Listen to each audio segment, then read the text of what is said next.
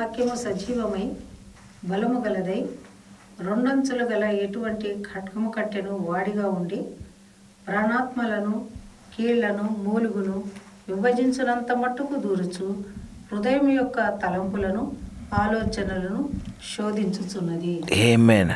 ఇప్పుడు చూడండి, మనకి ఇక్కడ రాయబడినటువంటి మాట అద్భుతమైన మాట అండి. So it is a cutting sword between the soul and the spirit అంట. అంటే ఇప్పుడు ఆ విభాగింపబడినప్పుడు ఏమవుతుందంటే, మనము డ్రైవ్ చేయబడుతున్నది మన స్వచ్ఛిత్తమైనటువంటి ఆలోచన కాదు, మన స్వచ్ఛిత్తమైనటువంటి నడిపింపు కాదు. ఇప్పుడు నాయనా మాకు చేత కావడం లేదు కనుక ఈ శరీరాన్ని, ఈ ఆత్మను, ఈ ప్రాణమును నడిపించేటువంటి రథసారథి నీవే, దీన్ని నడిపించు అని చెప్పి మనం ఏం చేస్తున్నాము? We are surrendering everything to God. మనం ఎప్పుడైతే when we surrendering everything to God, there is a change and there is something is going to happen in our life. But ఈ సరెండర్ చేయక మునుపు మనం ఏం చేస్తున్నామంటే we are surrendering to the earthly things or heavenly things. ఈ మాట చెప్పడానికి మీకు ఆశ్చర్యం, అంటే ఈ మాట వినడానికి మీకు ఆశ్చర్యం అనిపించవచ్చు. We go deeper in to that. చూడండి, ద్వితీయోపదేశకాండం 30వ అధ్యాయము అదే 19వ వచనమును మనం ఇంకా కొంచెం ముందుకు చదువుతూ వెళ్తే,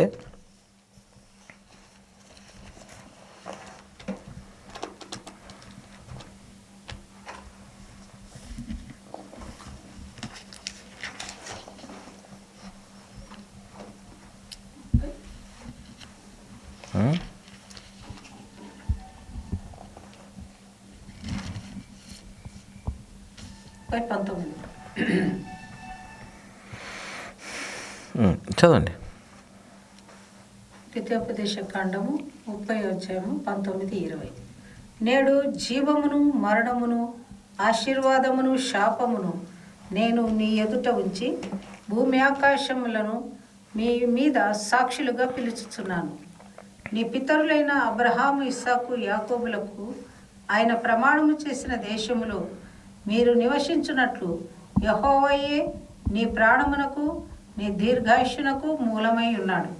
కాబట్టి నీవు నీ సంతానమును బ్రతుకుచు నీ ప్రాణమునకు మూలమైన నీ దేవుడైన యెహోవాను ప్రేమించి ఆయన వాక్యమును విని ఆయనను హత్తుకొనున్నట్లు జీవమును కోరుకొనుడి. ఆమేన్. ఇప్పుడు చూడండి, ఇక్కడ మనకు ఇంకా అద్భుతంగా లోతుగా మనం పరిశీలిస్తే, now I call on heaven and earth to witness the choice you make అంటున్నాడు.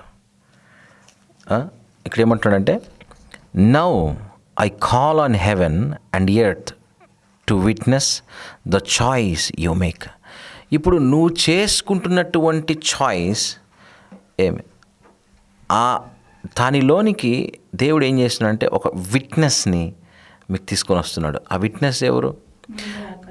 It is a witness of this earth and it is witness of haven.